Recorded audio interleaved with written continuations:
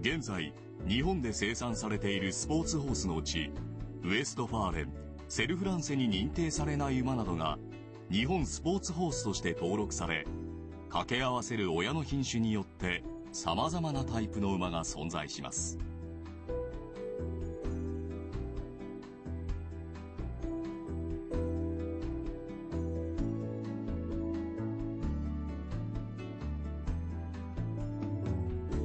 この馬はウエストファーレンとセルフランセを親に持っており、